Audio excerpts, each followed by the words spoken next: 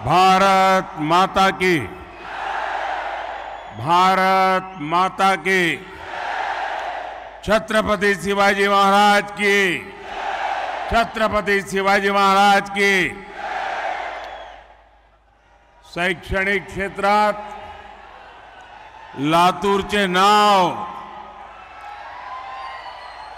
गाजवणारा लातूरकरांना माझा नमस्कार।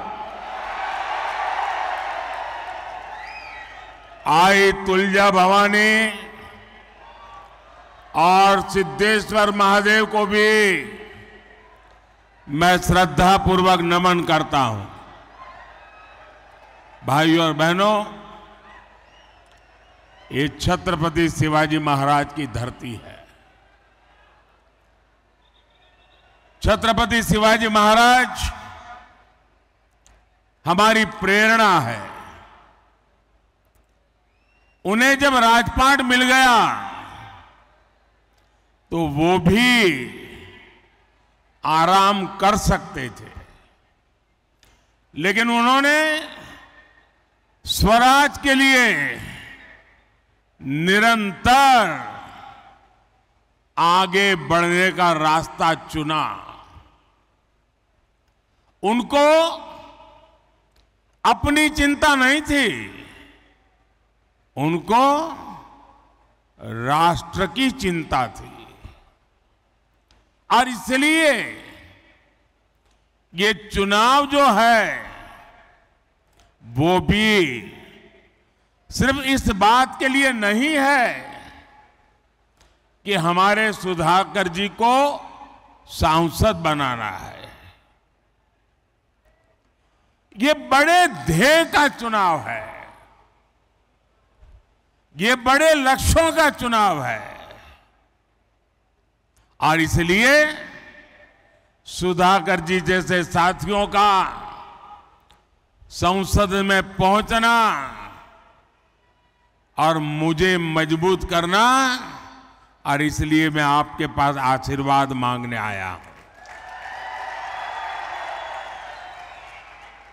अब आप मुझे बताइए, जो लोग प्रधानमंत्री भी किस्तों में बनाना चाहते हैं, वो बड़े लक्ष्य हासिल कर सकते हैं क्या?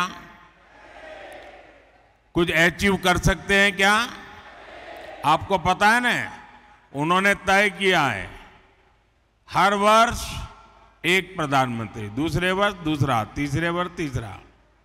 बताइए साथियों, मैं जब एक भारत श्रेष्ठ भारत की बात करता हूं तो कांग्रेस के शाहजादे को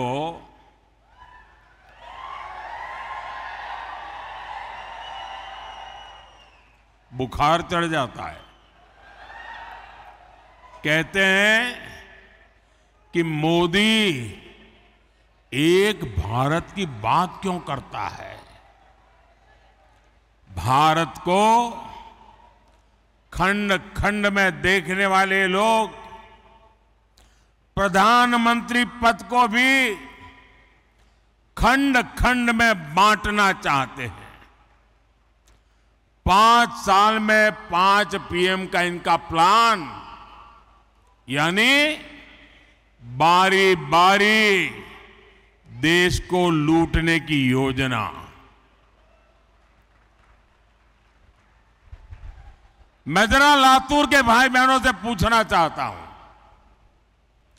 क्या ऐसे लोगों को रत्ती भर भी मौका दे सकते हैं क्या? दुनिया के इस चुनौतीपूर्ण समय में क्या हम देश को अस्थिरता में झोंक सकते हैं क्या? भाइयों और बहनों, कांग्रेस ने आपको लूटने का भी एक बहुत खतरनाक प्लान बनाया है। कांग्रेस कहती है कि वो पहले देशवासियों की कमाई का एक्सरे करेगी, फिर आपकी संपत्ति पर कब्जा करेगी और फिर उसे अपने वोट बैंक को बांट देगी। आप मुझे बताइए, आप अपनी संपत्ति कांग्रेस को देना चाहेंगे क्या? उनकी सरकार कब्जा करना चाहे, कब्जा करने देंगे क्या? ये आपकी गाढ़ी कमाई, मेहनत की कमाई, उसको लूटने देंगे क्या? साथियों, कांग्रेस की नजर सिर्फ आपकी वर्तमान कमाई पर ही नहीं है, लेकिन आप जो संपत्ति अपने बच्चों के लिए जोड़ रहे हैं, उस पर भी कांग्रेस गीद नजर लगा करके बैठी हुई है। आपने सुना होगा उनके महाशय क्या कह रहे हैं। अब हमारे देश में तो हम लोग खुद मेहनत करते हैं,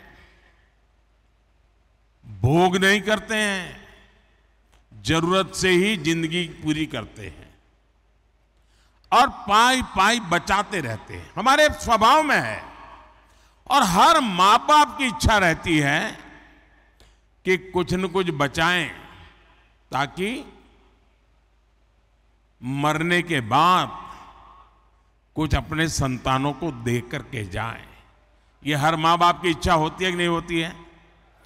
गरीब से गरीब मां बाप होगा तो भी बच्चों को कुछ दे करके जाना चाहता है कि नहीं जाना चाहता है? अब ये कहते हैं कि आपने जो कमाया है, जो जमा किया है, वो पूरा का पूरा आप अपने संतानों को नहीं दे सकते हैं। अगर आपने 10 एकड़ भूमि है और बच्चों को मरने के बाद देना चाहते हो तो 5 एकड़ दे पाओगे। 5 एकड़ ये कांग्रेस का मकसद है, वो ले लेंगे। आपके पास 2 घर हैं तो 1 घर आप बेटे को नहीं दे पाएंगे, 1 ही दे पाएंगे। और इसलिए वो इनहेरिटेंस टैक्स लगाने की बात करते हैं। जो मरने के बाद आपकी संपत्ति बच्चों को मिलने वाली है, उसमें से आधे से ज्यादा 55% वो मार लेंगे। क्या ऐसे कातिल पंजे जो आपकी मेहनत की कमाई को लूटना चाहते हैं, ऐसे पंजे को कहीं पर भी जगह मिलनी चाहिए क्या? आज पूरा देश जानता है ये कांग्रेस पार्टी के शाही परिवार ने अपने बच्चों के लिए कौन सी विरासत छोड़ी।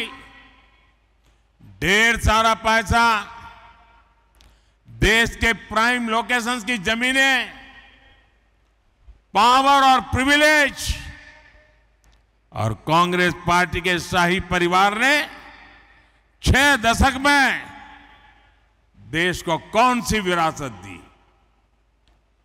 देश को विरासत में वो गरीबी के सिवा कुछ नहीं दे पाए हैं। अरे शौचालय जैसी मूलभूत सुविधाओं का अभाव।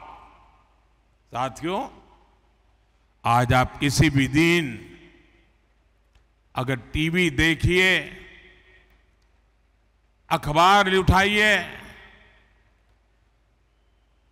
ऐसी अनेक खबरें होती हैं जो बताती हैं कि हमारा देश, भारत कैसे तेजी के साथ आगे बढ़ रहा है। और अभी शिंदे जी कुछ वर्णन कर रहे थे।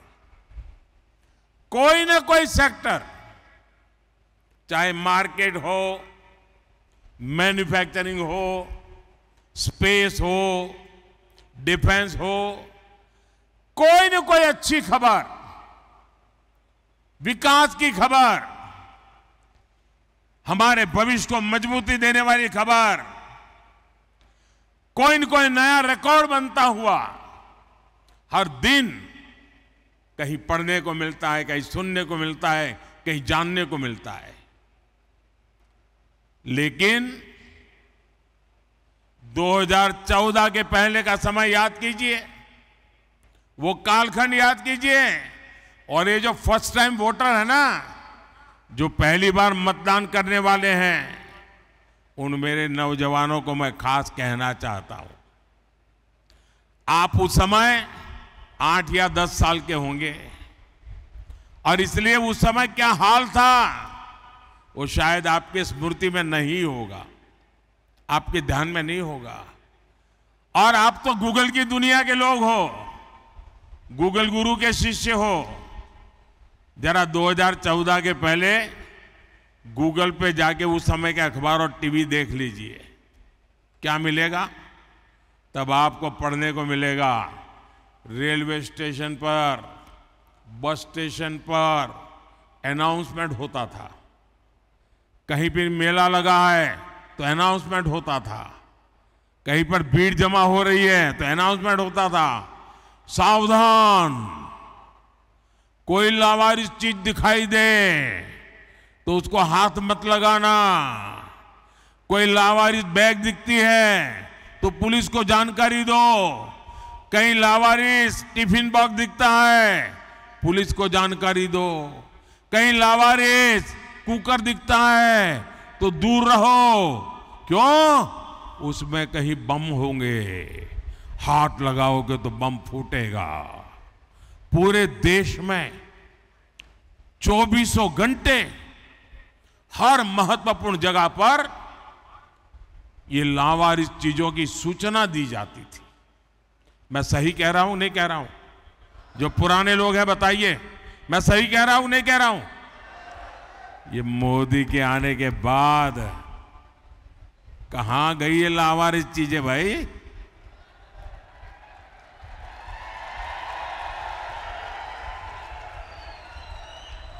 देश तो वही है,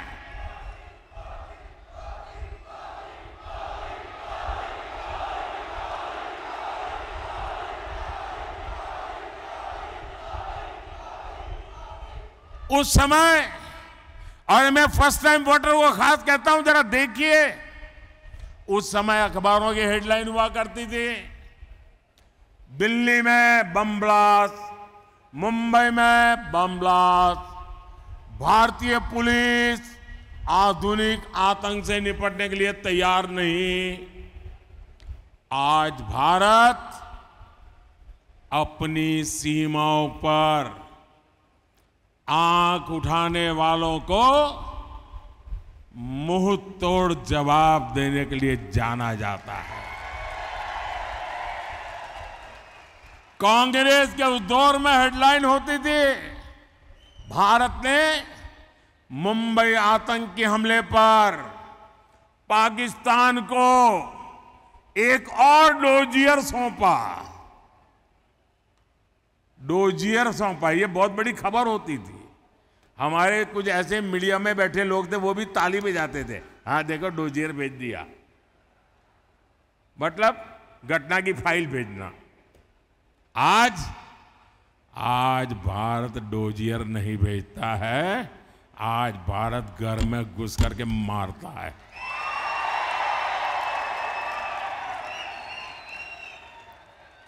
अब नए भारत की हेडलाइन होती है, मिशन एलओसी। भारत ने पाकिस्तान को सर्जिकल स्ट्राइक करके सजा दी। छपती है कि नहीं छपती है? साथियों, कांग्रेस ने अपने शासन में भारतीय अर्थव्यवस्था को तबाह करके रख दिया था। तब की हेडलाइन होती थी, विकास दर एक बार फिर गिरी। ये खबरें होती थी, ये बैठे हैं सब यहां। 25 साल में सबसे खराब जीडीपी आंकड़ा। आज हेडलाइन होती है क्या? उस जमाने में होता था। आज हेडलाइन क्या होती है? भारत 2024 में दुनिया में सबसे तेजी से बढ़ती प्रमुख अर्थव्यवस्था बना रहेगा।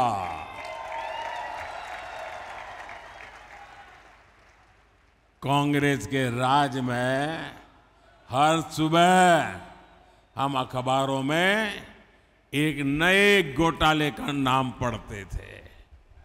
हेडलाइन होती थी, कोलगेट कोयले में इतने लाख करोड़ का घोटाला। अब आज हेडलाइन क्या होती है? आज भ्रष्टाचारियों के लिए हेडलाइन होती है, आप जानते हैं। आज हेडलाइन होती है, आज यहां से इतने करोड़ पकड़े गए, आज इतने करोड़ वहां से पकड़े गए, आज नोटों की गद्दियां गाड़ी के नीचे से पकड़ी गई, आज इतने रुपयों का ढेर गैराज में से पकड़ा गया। ये खबरें आती है कि नहीं आती है? और आपने मुझे ये काम के लिए बिठाया कि नहीं बिठाया है? ये काम मुझे करना चाहिए कि नहीं करना चाहिए? और आज ये माल लूटने वाले जेलों के सलाखे में सड़ रहे हैं जी। और मैं देशवासियों को आश्वासन देता हूं, गारंटी देता हूं, जिन्होंने देश को लूटा है, जिन्होंने देश को लूटा है, उन्हें लौटाना ही पड़ेगा।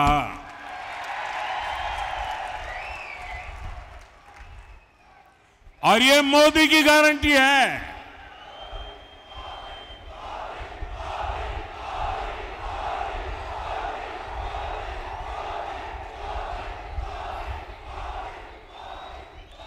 साथियों, हमारे देश के लोग हमेशा से ही परिश्रमी रहे हैं। हमारे देश का युवा हमेशा टैलेंटेड रहा है, लेकिन कांग्रेस ने 60 साल तक भारत के युवाओं के सपनों को, भारत के नागरिकों के सपनों को कुचलने का पाप किया है। कांग्रेस ने सिर्फ एक परिवार की सोची, मोदी देश के हर परिवार की सोचता है। मेरा भारत, मेरा परिवार। मैं चाहता हूं कि देश के नागरिकों के जीवन से सरकार का दखल पूरी तरह समाप्त हो जाए, और इसलिए हम पुराने जो बेकार हो चुके कानून हैं उनको समाप्त कर रहे हैं, पुराने नियमों को आसान बना रहे हैं। पिछले साल ही हमने 40,000 से ज्यादा कंप्लायंसेस को खत्म किया। आज जब देश के नागरिकों से ये बोझ हटा है, उनके सामने से रुकावटें हटी हैं, तो वो भी हर सेक्टर में बेहतरीन प्रयास कर रहे हैं।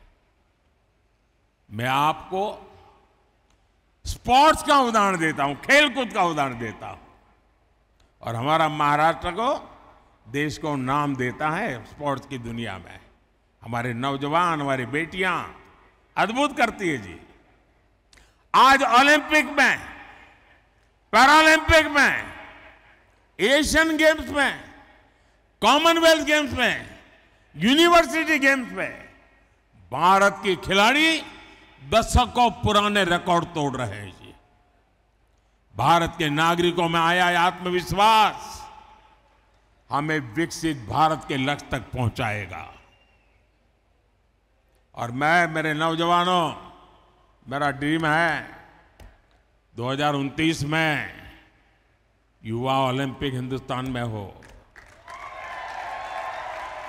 मेरा ड्रीम है 2036 में भारत में ओलंपिक का खेल हो।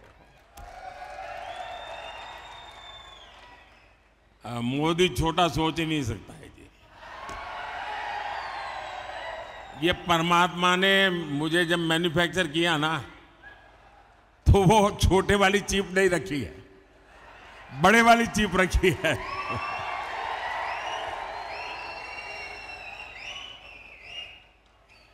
साथियों, लातूर की ये धरती हमें सिखाती है कि बड़ी से बड़ी आपदा से कैसे निकला जाता है।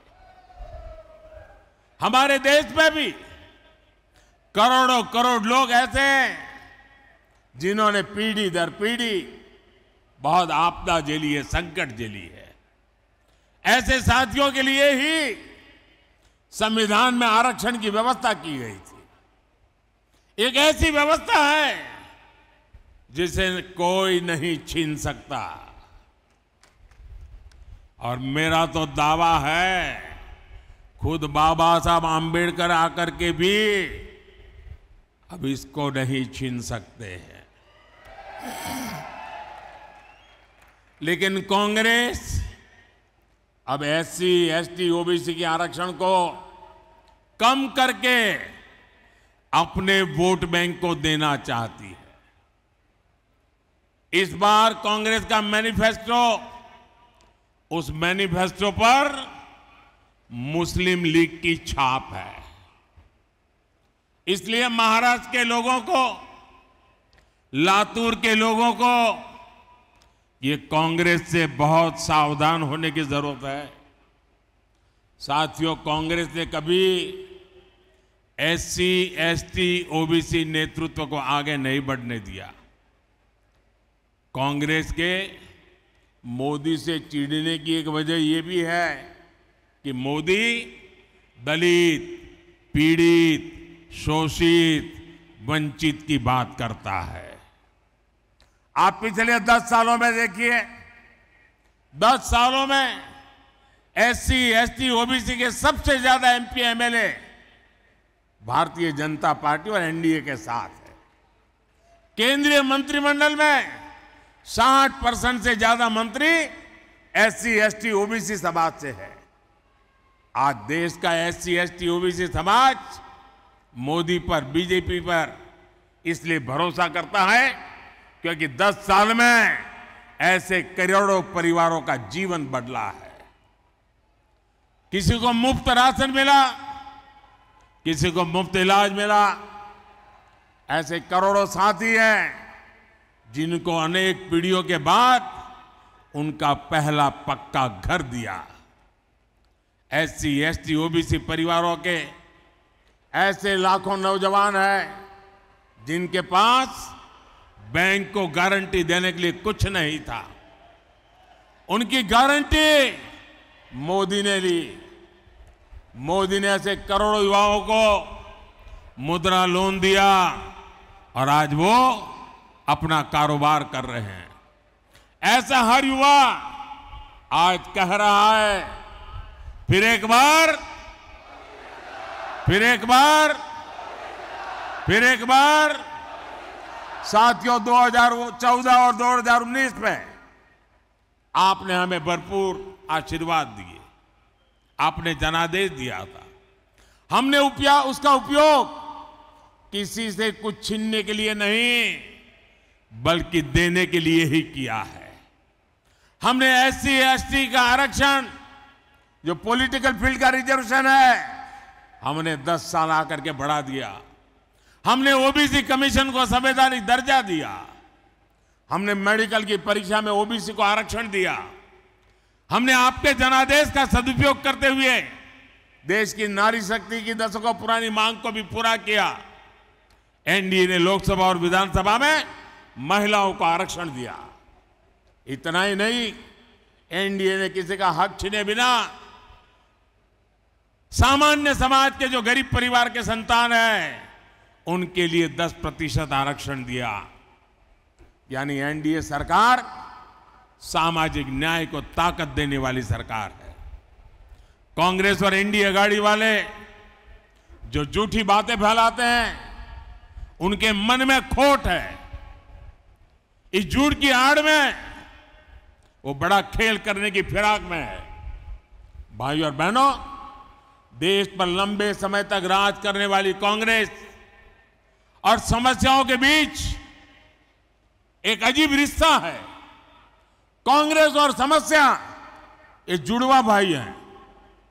कांग्रेस कभी भी किसी समस्या को खत्म करने का प्रयास नहीं करती, क्योंकि लोगों की परेशानी से ही वो वोटों की फसल काटती है। यहां लातूर में लंबे समय तक पानी की समस्या रही, लेकिन क्या कभी कांग्रेस ने इस समस्या का स्थायी समाधान का प्रयास किया? हर घर पानी, हर खेत पानी पहुंचाने के लिए हम मिशन मोड पे काम कर रहे हैं। यहां पहले देवेंद्र जी के नेतृत्व वाली सरकार हो या फिर अब एकनाथ जी शिंदे की सरकार हो, पानी पर हम विशेष बल दे रहे हैं। लेकिन कांग्रेस ने हमेशा पानी की योजनाओं को लटकाया है, भटकाया है। जलयुक्त शिवार हो, मराठवाड़ वाटर ग्रिड हो, ऐसे कामों में अघाड़ी की सरकार ने अड़ंगे लगाए।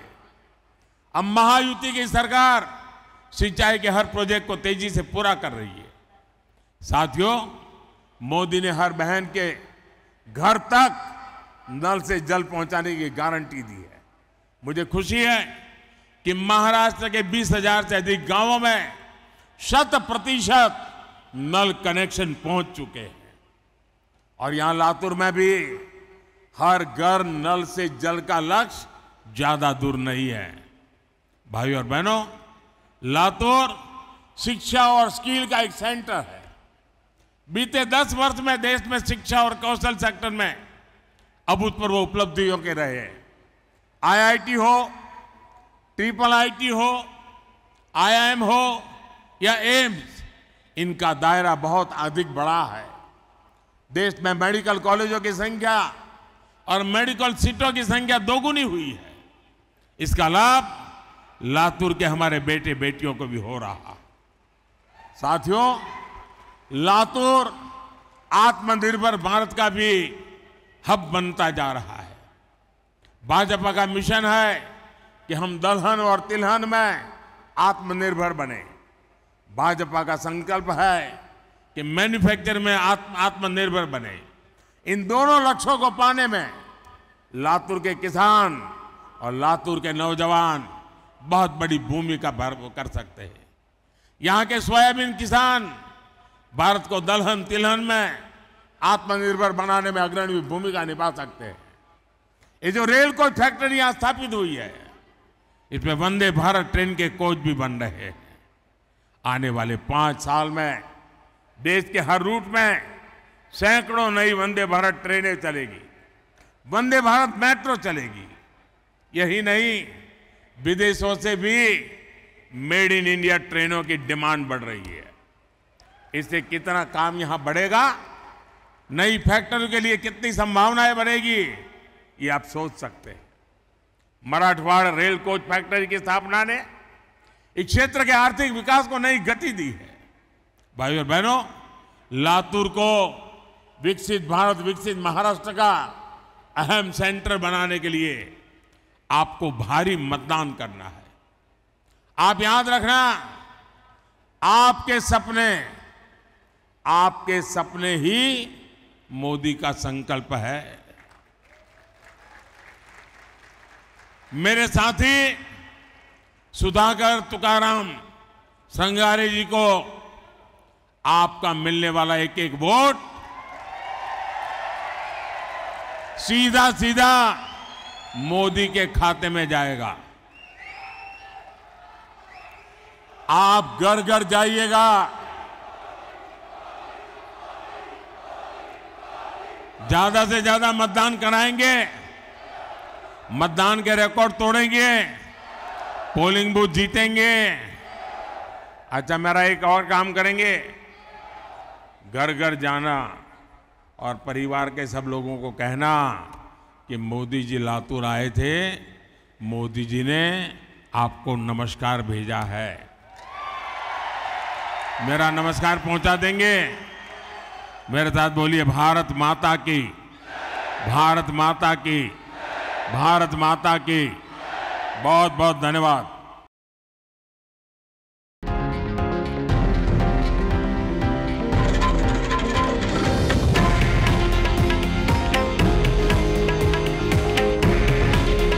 हे आहे देशातील नंबर 1 न्यूज नेटवर्क आणि आपण पाहत आहात TV9 मराठी.